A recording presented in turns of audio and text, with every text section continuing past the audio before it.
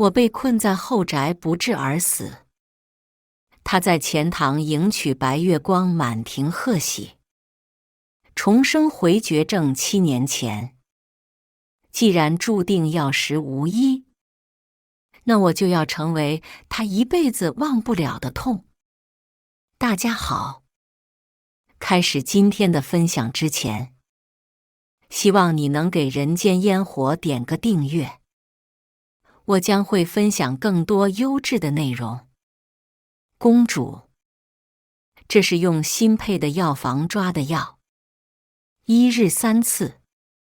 我接过药包，又问太医我这病是否真的药食无医。太医摇头，公主此症只能倾尽太医院之力延缓1、2，是臣等无能。我不再多问，延缓一些时日也好。我的计划也要开始了。我坐在出宫的马车上，想着周唐景出府前对我说的话。我今日要去参加宴会，会晚些回府，不用等我用晚膳。我自然知道这是什么宴会。乔千羽返京的接风宴。多年前乔千羽父母双亡，为了散心，便收拾了包袱四处游玩。他也是真的厉害，只与周唐景见过1、2次面，就把他的心勾得死死的。我嫁给周唐景为妻，可我与他夫妻5载的情分，敌不过乔千羽的一声景哥哥。其实我已经死过1次了。上辈子，周唐景最后娶了乔千羽为妻，而我被困在后宅，身心不治而死。我这一生都是棋子，是皇上为了稳固皇权给周唐景设下的棋子，是周唐景为了保护乔千羽将我推到人前的棋子。我怎么甘心呢？所以我回来了。在周唐景18岁这年，按照正常的轨迹，他20岁时会接下圣旨娶我为妻。我受人桎梏，他也被皇上视为眼中钉。在成为夫妻的5年时间里，我们从互相警惕到相互扶持。他逐渐与我心意相通，为我晨起描眉、梳头。可变数就在这场接风宴上。乔千羽在游历过千山万水后，返京了。他告诉周唐景，他看过世间繁华后，最忘不了的还是他。旧情瞬间死而复燃。我的5年陪伴成了他们爱意的点缀。18岁的周唐景，还是最意气风发的少年士子。和乔千羽见过几面后，就念念不忘，思之若狂。20岁的周唐景，父母双亡，自己也被皇上忌惮，乔千羽也离开了他。我提前知道一切，所以我有计划地接近他。我没有插足他18岁时对乔千羽的感情，因为我的计划需要这段被周唐景视为珍宝的时光。我心无波澜地看着他们眼中爱意流转，看着曾经从乔千羽嘴里说出来，用来伤害我的甜蜜过往。在这2年的时间里，我像最耐心的捕猎人，静静蛰伏着。乔千羽背上包袱离开后，我立刻进入周唐景的世界。在他从天子骄子跌落神坛的这段时光，我用我满怀的灼热情感拥抱他。周唐景无数次拒绝我，远离我。他要等着乔千羽，我就无数次的接近他，照顾他。最终，周唐景接受了我。皇上写下圣旨，我们奉旨成婚。随后，事情跟上辈子一样，我不断地安慰他，鼓励他，他最终振作起来，从被皇上打压毫无还手之力的落魄士子，变为京中才子争相结交，名扬天下的如玉公子。直到我期待的这场接风宴终于来了。公主，我们到了。轿子停下来，打断了我的思绪。我问丫鬟，让慧心去，别让姑爷喝太多酒。你吩咐了吗？丫鬟道，奴婢早就吩咐下去，只是慧心回来说，姑爷不见他。在我意料之中。我点头。计划从这刻开始。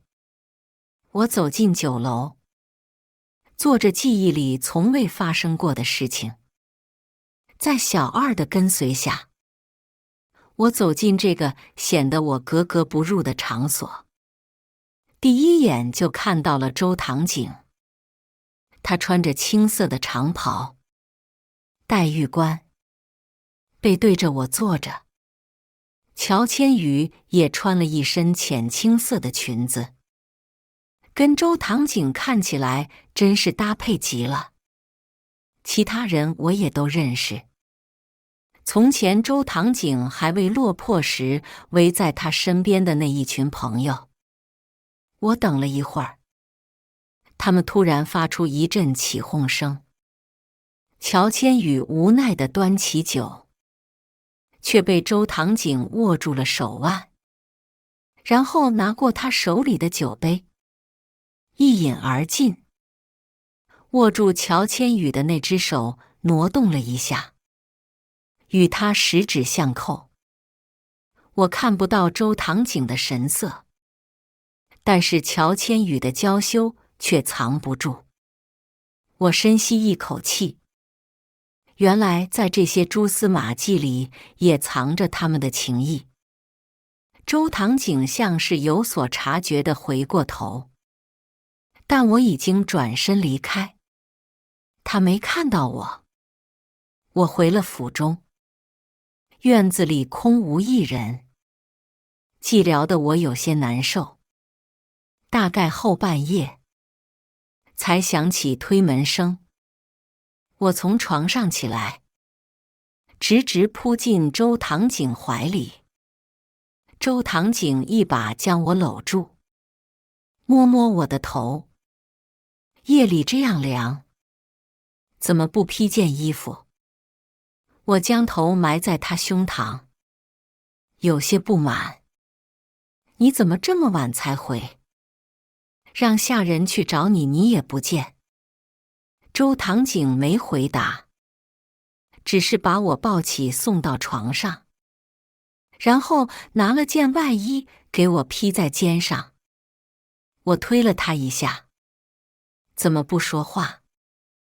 他有些无奈地把我的头靠在他怀里。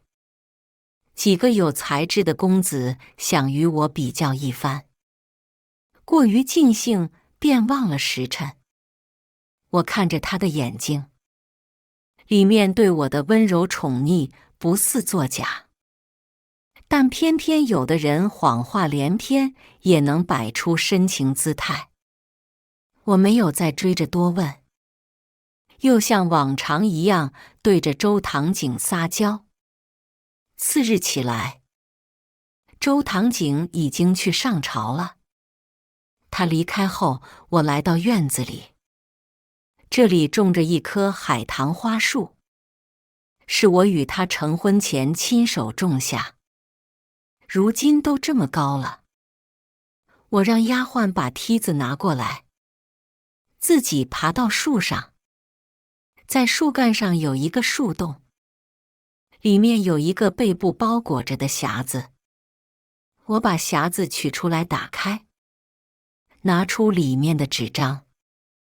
这里的每一页都是我的心事，从遇到周唐景开始到现在，乔千羽不在的这些年，我毫无真情地照顾周唐景，反而受到了比上辈子更多的宠爱。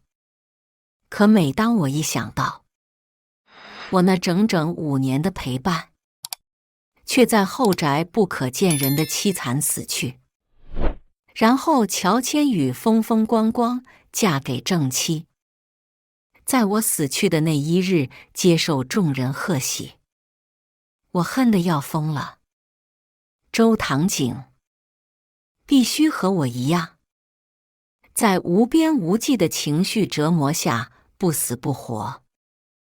我昨日去接阿景，却看到他握住了一个女子的手，然后与她十指相扣。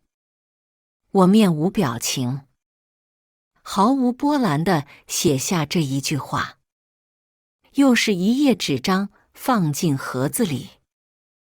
我诡异地感觉到一种兴奋、满足。包上盒子后，把它放回原来的地方。我回到房里梳妆，丫鬟为我梳头。我看向铜镜里的自己，温柔贤淑，看起来脆弱，跟乔千羽的热烈开朗豁然不同。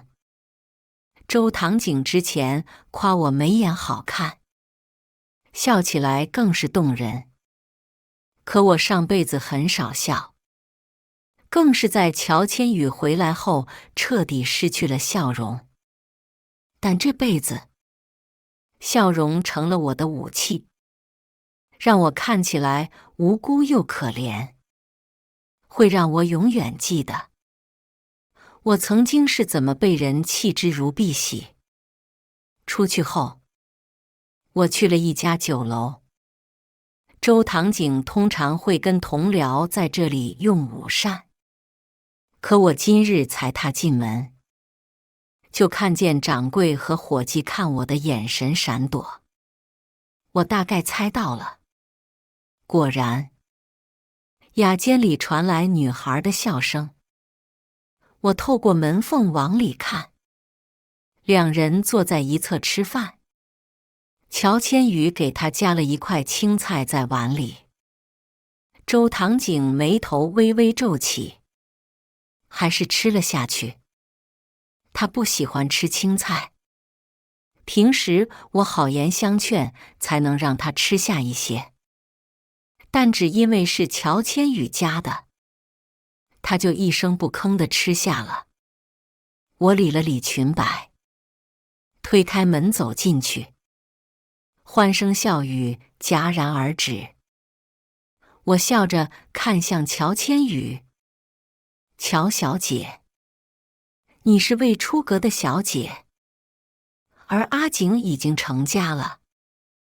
你2人孤男寡女同处一室，传出去对你名声不好。”乔千羽胆怯地看我一眼，放下筷子。我只是许久未见到阿景了，况且今日是偶然遇到，才在一起用饭。姐姐这话又将我的名声置于何地呢？她说着，眼睛雾蒙蒙的，就要掉下眼泪。然而，周唐景开口了：“别闹，我跟千羽乃是知己。你身为女子，也该知道名节何等重要，怎么能平白污人清白？道歉。”我轻微颤抖的手握住、捏住裙子两侧。周唐景，你又说谎了。我没开口。乔千羽也没出声圆场，场面一时就这样僵持下来。最后，乔千羽的哭泣声打破了平静。周唐景没了耐心，语气更严厉了几分。然而，你身为公主，怎能如此没有教养？他这眉头蹙起，带些烦躁的样子，让我恍惚想起他18岁那年。那时乔千羽刚离开，周唐景像个扎人的刺猬。我无数次的靠近，只换来他的冷言冷语。他一遍又一遍重复：我不会喜欢你的，死心吧。我的情谊只会交付给千羽。模样与现在如出一辙，一切都是为了乔千羽。回忆随着血气涌上来，我咽下喉头的铁锈味，化作无声的眼泪划过面颊。我动了动嘴唇，说出了那3个字：对不起。周唐景的眉头舒展，看向我的目光又恢复如常。好了，然而，坐下来一起用午膳吧。旁边的乔千羽眨眨眼睛。是啊，姐姐。一起吃吧。这是我亲手做的南瓜羹，以前阿景最喜欢了。他挑了挑眉毛，眼里是藏不住的挑衅。我心中平淡如水，将手里的食盒放到桌子上。周唐景这才愣住了，他估计现在才想起，他喜欢吃府里厨子做的点心。每次午膳我都会给他带过来，可今天，他把以往几年的习惯全忘了。我压了压声音，还是露出了些哭腔。不用，既然你吃过了，我就先回去了。周唐景张了张嘴，乔千羽舀了一碗南瓜羹放到他面前。最后周唐景说：好，那你回去吧。我转身离开，步伐有点踉跄，满脸的泪水。酒楼的人面面相觑。我走得远了，还能听到他们的交谈声。这不是公主吗？是来寻驸马的吗？应当是。不过驸马今日跟一女子一起用饭，孤男寡女的成何体统？皇上本来就不看重公主，如今驸马也见异思迁，真是可怜。是啊，我可真可怜。我面无表情地想着，离开酒楼。灼热的阳光有些刺眼，我抬手挡了一下。小姐，要试试这个簪子吗？我亲手刻的。我放下手，看到一个笑容灿烂的少年，他额头闪着细密的汗水。我拿了一根他摊位前的簪子，刻得不错。然后我随手交给丫鬟，丫鬟立刻掏出钱袋给钱。少年又笑了笑：小姐，您喜欢就好。听到这句话，我突然想起周唐景颓废时我陪伴在他身边的情景。他整日酗酒，茶饭不思，闭门不出。我为了让他振作起来，花了好大的力气才说服他出门逛灯会。一路上我买了不少小吃和有趣的玩意儿，每一样都要凑到他面前让他看看。周唐景说：你不累吗？我看到他愿意说话，开心极了，说：我不累呀，你喜欢就好。那天灯会的人潮拥挤，我紧紧把他护在身后，但一切都是镜花水月，真心错付。我低头笑了笑，转身就要离开。就在此时，我听到少年的声音：小姐，你笑得怎么不开心啊？我摇摇头，我只是没有什么值得开心的事。是吗？少年点头，然后又从摊位下面翻翻找找，寻出一条手帕，上面歪歪扭扭地绣着一朵并蒂莲花。您是小摊第一位客人，送您赠品。我接过来，忍不住笑开了。送这样的绣品，看来你这小摊是不会有回头客了。少年也笑。小姐，你这样笑起来就好看多了。我一愣，抬手摸了一下脸颊。是吗？少年点头。当然，我可能是疯了。找了个不远处的小吃摊位坐下，就这么看他卖簪子卖了半天。他问我为什么不回家，我说家里没什么好待的。于是他拿了一块细木头给我表演刻簪子。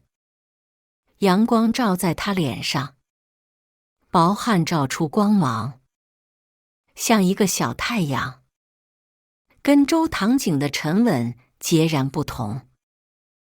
我身上病症伴随的疼痛都减轻了，认真看他手上的动作。少年刻完后，在我面前晃了晃，看样子很喜欢。那怎么办呢？要不那就送你吧。我被他搞怪的模样逗笑，推开他的手。送我还怎么赚钱？我要回去了，你也早点收摊吧。丫鬟扶着我上了马车。我撩起帘子，又看了他一眼。少年还笑着跟我招手。其实他笑起来比我好看，活力又有孩子气，而我一副病朽姿态，把所有的青春朝气都花在了周唐景身上。很多年这条街的灯会，是我跟在周唐景身边讨好他。他的不耐烦和急躁，我到现在都记得清晰。我当时在想什么呢？我在想，如果也有人愿意花精力讨我欢心就好了。怎么又想起周唐景了？我心里出现一股厌恶情绪。回了府，依旧是空空如也。看来周唐景还在陪着乔千羽。我在他身边安排了人看着，有什么动静都及时汇报给我。丫鬟递给我一张纸条，说：乔小姐身边的人送来的。我打开一看，驸马陪乔小姐到金玉坊，天首饰数件。金玉坊是京城有名的玉饰店铺，没人知道背后的主人是我。我撕掉纸条，爬上树，写今天的心事。今天阿景忘记了我会送点心，还和另一个女子一起吃了午膳。明明他不喜欢青菜，但那个女子夹给他，他却吃了。阿景向着他，让我跟他道歉。我好难过。自从那天以后，周堂景就很少回府了。我被病痛折磨得彻夜难眠，大夫开的安神汤也越来越没作用。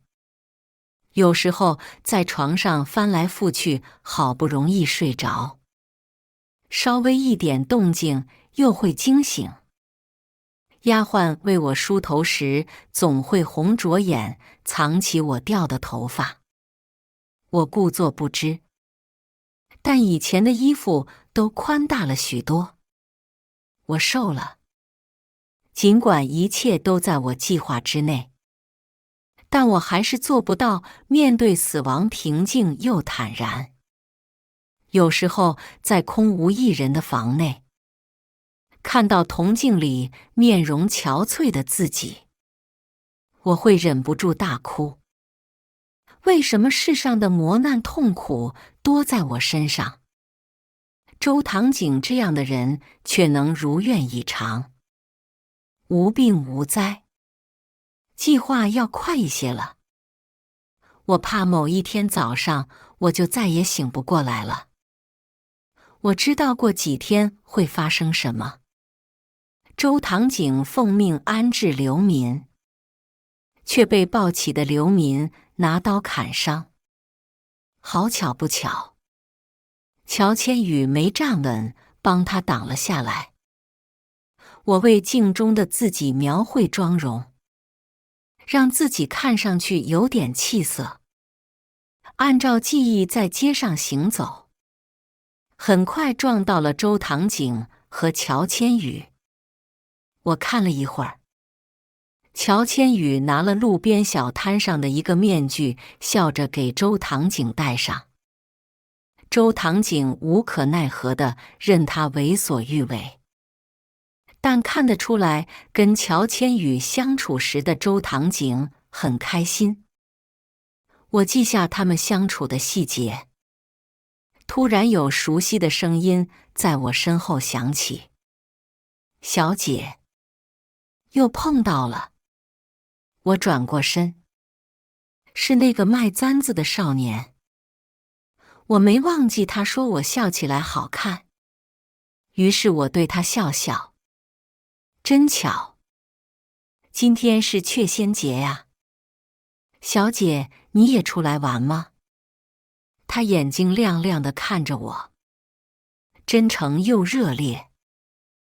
我不自然地别开视线。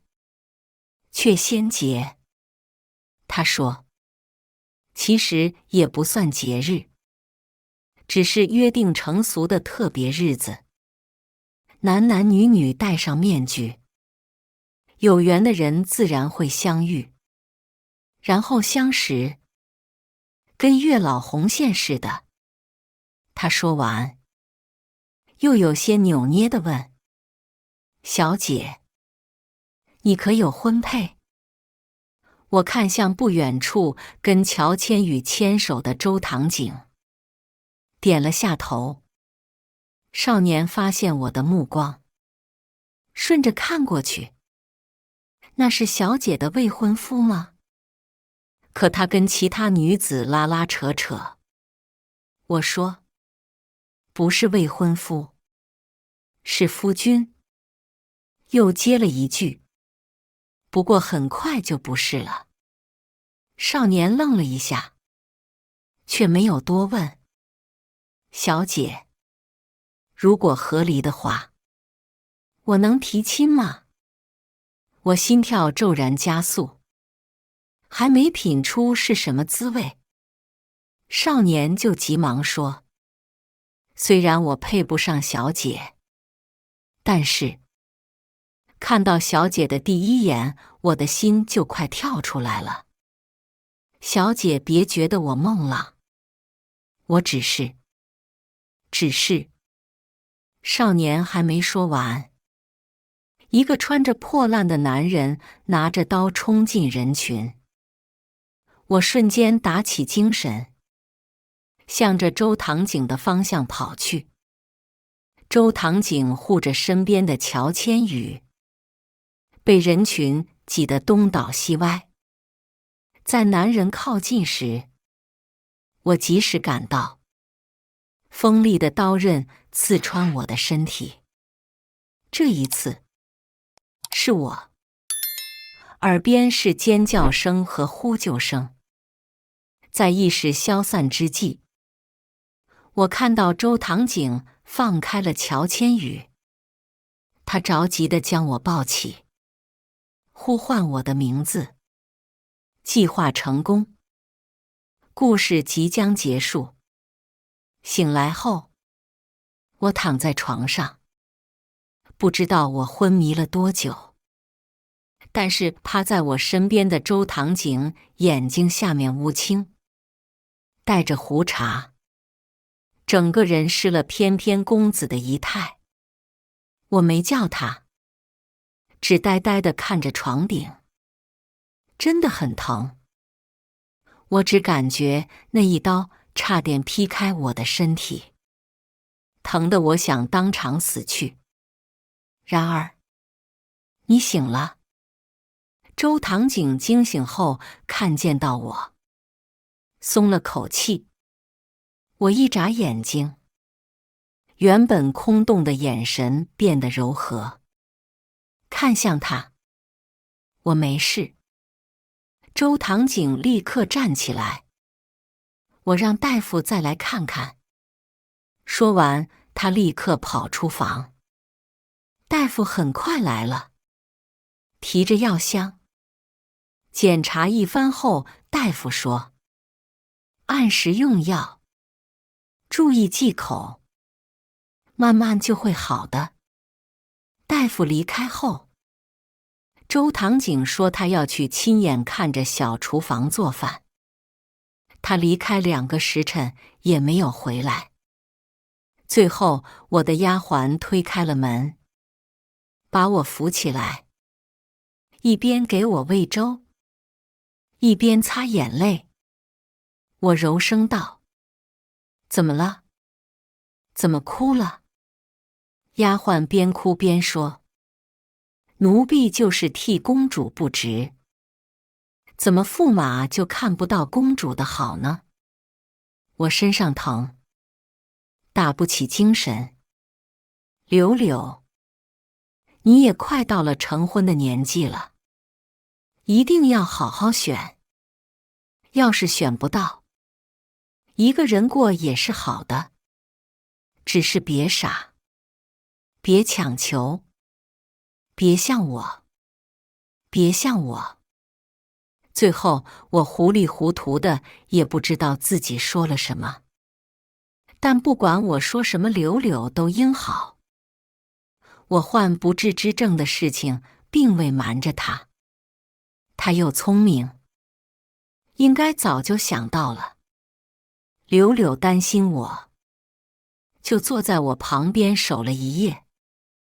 一晚上，周唐景都没有回来。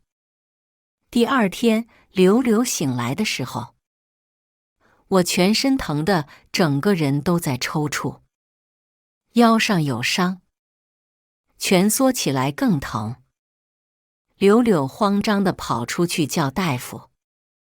府里兵荒马乱的煎药、烧水。等我从昏迷中再次清醒，周唐景守在我身边。他坐在我身边，眉眼暗淡，像是认错的孩子。我对他没什么耐心，但早就学会了装模作样。你回来了？我问。周唐景连忙焦急道：“然而，是我不好，没陪在你身边。千羽说他做噩梦睡不着，我就带人去看看。结果时间太晚，宵禁我没能及时赶回来。”我的视线转移到他手上的油纸包。周唐景说：“这是我在路上买的小吃，你记得你喜欢。”他打开，里面的小吃被撒上了厚厚的调料。大夫说注意忌口，他是一点没放在心上。周唐景，你的不在意每次都能出乎我的意料。我露出笑容，对他说：没关系的，我好多了。他俯身在我额头印下一个吻，让我好好休息。因为对我的愧疚，他这段时间都守在我身边，事无巨细地替我做，甚至亲自下厨讨我欢心。但他无意间露出手上的烫伤，我都装作没看见。这是他自找的。养病时，我见到一个意料之外的人。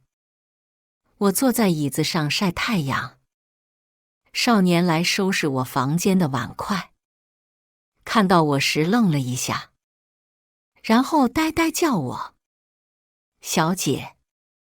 他又立刻回过神来，公主。他的声音撞进我耳朵，我还以为是幻觉，仔细看了一下，我笑开了。怎么是你啊？他没立刻回答，而是小跑到我身边蹲下，抬头看我，像一只小狗。公主，你脸色不好，伤口很疼是不是？有那么一瞬间，我想好好活着。他说，在我被砍伤时，他从周唐景手里把我抢过来，跑着去了医馆。他本想陪在我身边等我醒来，结果周唐景一到就挥退了所有人。从那之后，他一直没在街上看到我。那场风波闹得很大，他也得知了我的身份，所以求了管事进府当个小厮，想看看我是否真的无恙。他一字一句地解释，眸子一直看着我。伤口很疼，但我尽力压制着。我说，多亏了你，伤口好得很快，已经不疼了。他又跟我说了很多话，问我在府里养病是不是无聊，他可以带话本给我看。我忍不住拍拍他的头，然后管事的过来叫他，他才起身说明天再来看我。管事边走边问他是不是看上了府中哪个丫鬟，才非要进公主府。少年揉揉脑袋，说是，但不是丫鬟。管事也没想到有人胆大包天觊觎公主，又问了其他的事。看着他们离开后，我抬头看看太阳。今天阳光真好，可这么好的阳光，我恐怕很快就再也见不到了。身体好一些后，我就刻意减少了和少年的联系，吩咐管事将他调到外院。我是一个将死之人，没必要耽搁一颗少年的真心。周唐景今日看上去倒像一个好夫婿，每日忙完公事便回府，只是偶尔我在半夜醒来，他的那一半床铺已经空荡冰凉。他离开后，我就开始记录心事，放进木匣。偶尔写着写着，我会开始发呆，从纸张后面往前面翻，是我没遇到周唐景之前的生活，那段不堪的过往，上一世快死的那段时间。我闭上眼睛，都是皇兄惨死，太子即位，宫女的凌辱，乔千羽的挑衅，和在我死时举办的那场婚礼。好像我生来就是受苦的，就算付出全部想讨人喜欢，也会被人弃之如敝屣。很多次，我都不想死，我舍不得阳光。一想到再也睁不开眼睛，再也看不到任何东西，我就恐慌地大哭。可偏偏我得的是不治之症，又哭了。当然，我擦拭干净眼泪，又喝下一碗安神药。这样稳定的日子持续了有1个月。周唐景开始有变化，他会记住我的喜好，带我出去玩。唯一不变的是，他依旧夜会乔千羽。他说，等我彻底好起来，就带我去草原，骑马跳舞。我又想起了那个卖簪子的少年，不知道还会不会再见到他。可我估计熬不过这个冬季了。皇上突然宣我进宫，他抬手就把砚台丢到我身上，骂道：“让你把周唐景变成烂泥，结果呢？真是没用的东西！亏我还给了你公主的位置，你看你这副懦弱的样子，哪里像个公主？”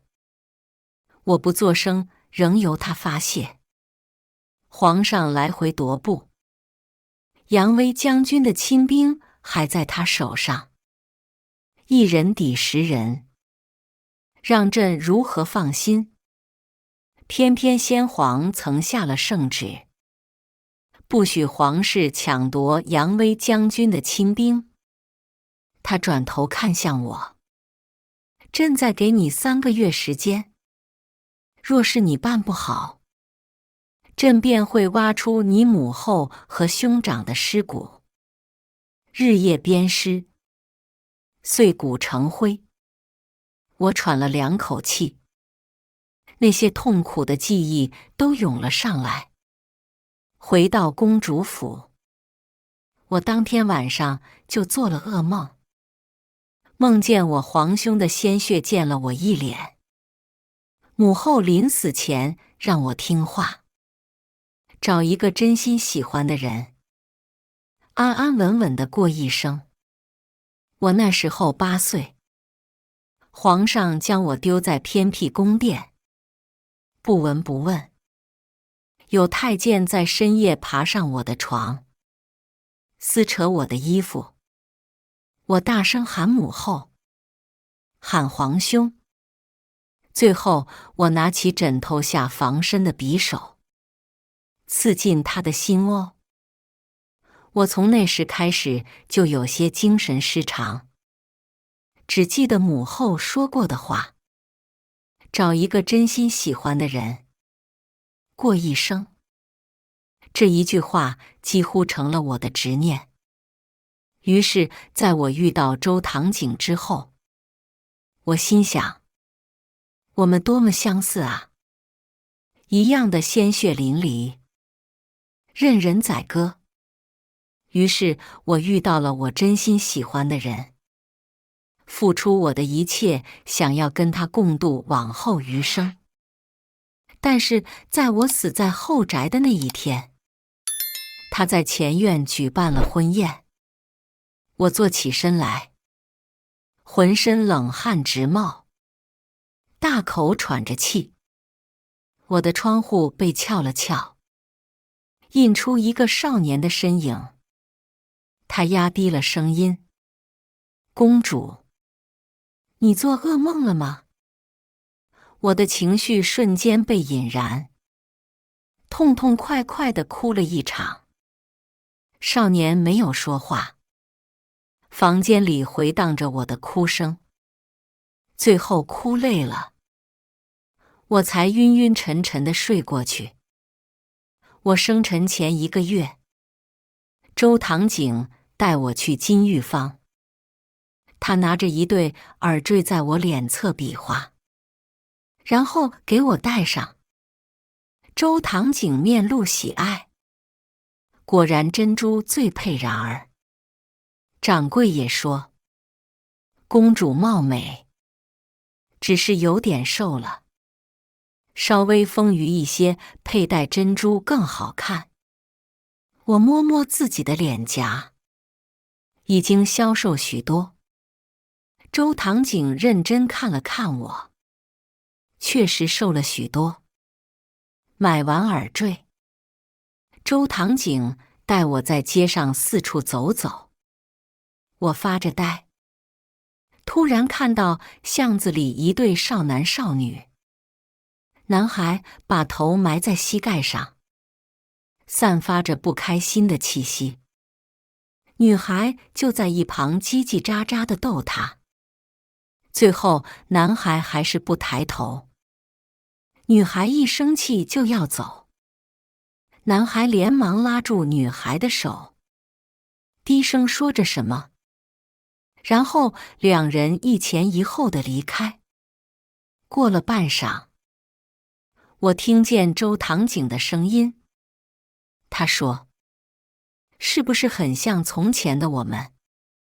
我呆呆地点头，脑子里却是那个卖簪子的少年逗我开心的样子。因为我从前跟在周堂景身边，得到的最多就是抗拒和不耐烦。仔细想想，确实没有什么美好的回忆，但我就是执着地觉得他是能与我相守一生的人。我一整颗心都交给他了。他对我笑一下，我都觉得更有动力。从这天开始，周堂景多了一个喜欢，带着我逛街和回忆。他越想从前的事，越觉得值得回忆。而皇上总是派人来问我事情的进展如何，我懒得应付他，反正我快死了。我将整个计划的结局定在了我生辰那天。现在死亡竟然成为了我活下去的念想。过了几天，周堂景说他要出门一趟，我没问去哪儿。反正我的计划只差结局。但之后，我留在乔千羽身边的人传来消息，周堂景陪着乔千羽去了草原。我写着心事，原来又是因为乔千羽呀。可说好等我身体好了带我去草原的不是你吗？周堂景又骗我。在写这篇心事的时候，我心里已经没有什么波澜了，没有爱，也没有恨。我依然被病痛折磨得无法入睡，崩溃，掉发。后来我在某天看书的时候，笔血滴到纸上。再后来，我吃不下饭了。周堂景回来那天，我故作惊喜地扑进他怀里，他像往常一样接住我，然后问：“怎么又瘦了？然而，是不是没有好好吃饭？没有胃口？”我随便扯了个谎。周堂景拿出一个精致木盒，是给我的礼物。我猜是一块暖玉，因为乔千羽也有一块。我的这个是他切下的边角料，但我惊喜地拿出暖玉。谢谢阿景。周堂景摸摸我的头，又跟我聊了几句，就去书房了。门被敲响，是少年。他端了碗安神药进来。我斟酌很久才说出一句话：“你还是出府吧。”房内安静了一会儿，接着少年抬起头看我，眼眶通红。他对你不好，你说过，他很快就不是你的夫君。我没回答。他抬手擦了一把眼泪。既然是你要求的，我会离开。我动了动唇。还不知道你叫什么名字。少年站在原地，眨也不眨地看着我。阳光。我叫阳光。直到他离开后，我才喃喃出声。阳光，名字真好听。或许是我哭了太多次，这次一滴眼泪也没有流出来。可是我心里好疼。滴答，有血滴落在地上。我急忙拿出手帕擦拭鼻血。看到帕子上歪歪扭扭的并蒂莲后，我彻底无力倒在床上。其实我还有好多话没说出口。我一点也不开心，过得也不好。我想说，你一定会幸福的，但是下辈子能不能早点遇到你？我的阳光，能不能在我还没彻底熄灭之前照亮我？我生辰那天，周唐景在酒楼给我订了宴席，但我才出门就看到一个这辈子都不想见到的面孔。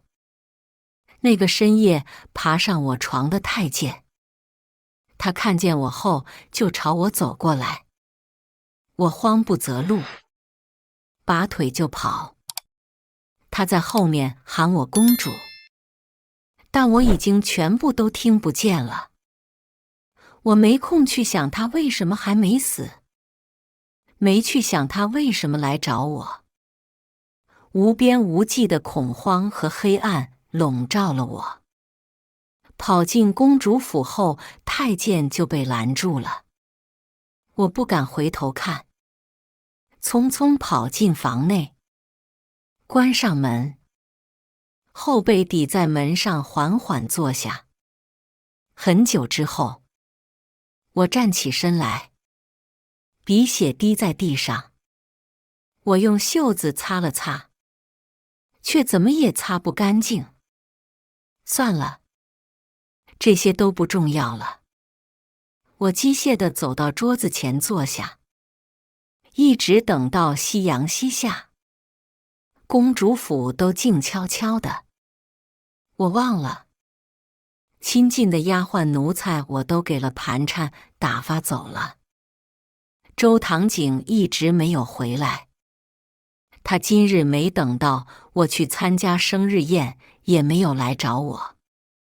我又等了一会儿，有人敲门，然后从门缝递给我一张纸条：乔小姐梦魇，驸马在陪乔小姐入睡。真恶心。我看完就撕了纸条。就在今天好了，一切都结束在今天。什么好的和不好的，我统统不要了。我没力气了，只想一切都结束在现在。此刻，我从枕头下面抽出匕首，轻轻划下。不疼的，可是心里好疼。血一点点流失。我走到床上躺了下来，给自己盖好被子。意识迷糊时，我好像喊了谁的名字。门外有人答应。我又问：你为什么在？他说：公主把人都打发走了，我怕公主没人伺候。眼泪争先恐后地涌出来。我终于知道了为什么心那么疼。原来我舍不得那个哄我开心的少年。门外说话的声音很温柔，很耐心，还问我怎么了。我忽然觉得什么都不重要了，有人念着我就好。原来我不是一无所有，如果我不是我就好了。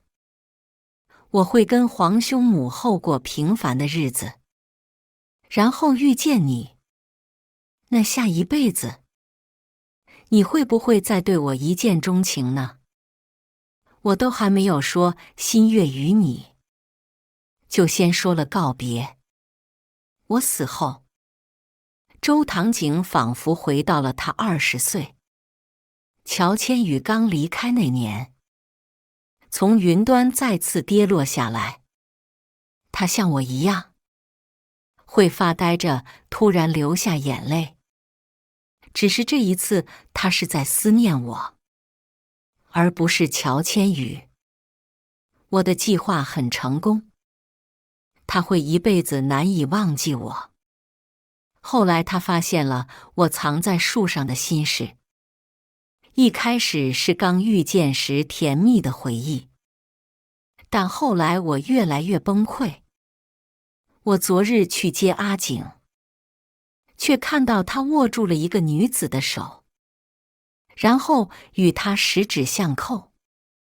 今天阿景忘记了我会送点心，还和另一个女子一起吃了午膳。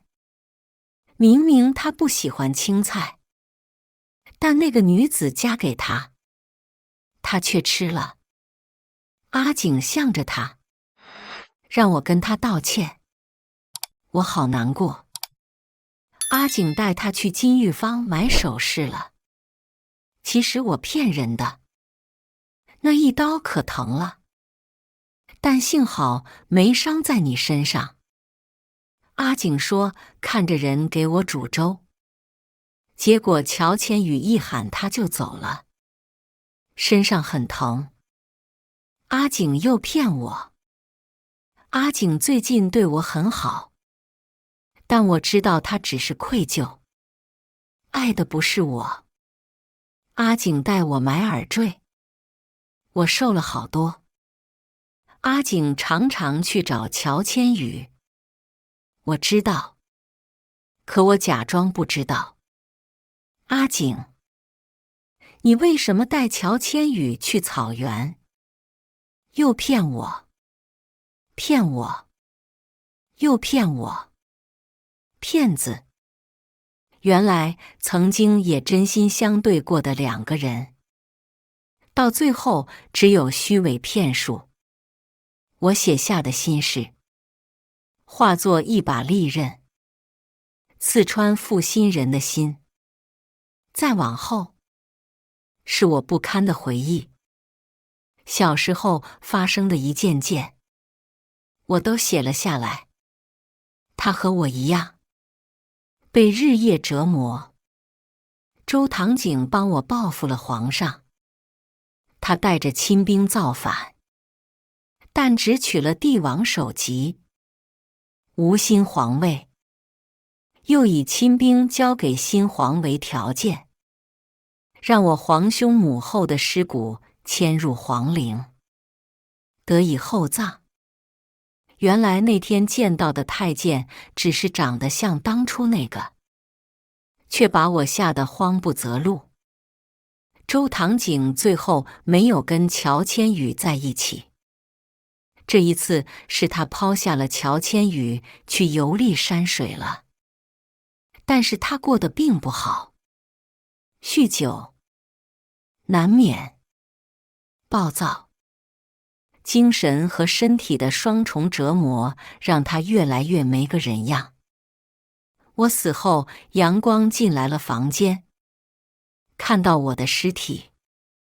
他说他其实很早就认识我了。每次我给周唐景送午膳点心时路过他，他都在看我，但他自知身份不配，于是只是默默站在角落。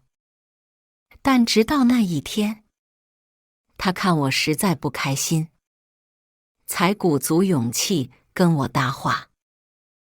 我这一生对得起任何人，唯独对不起他。我对不起他，是我太自私了，自私的在他旁边死去。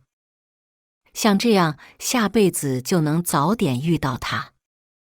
可我又希望他从未遇到我，这样他就不会难过伤心。我还没好好爱过他，就把爱都给了周唐景。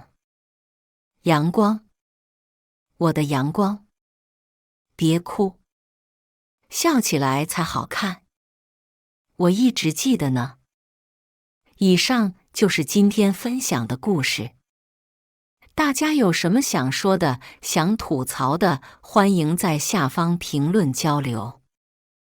也更希望能给人间烟火点个订阅，我将会分享更多优质的故事内容。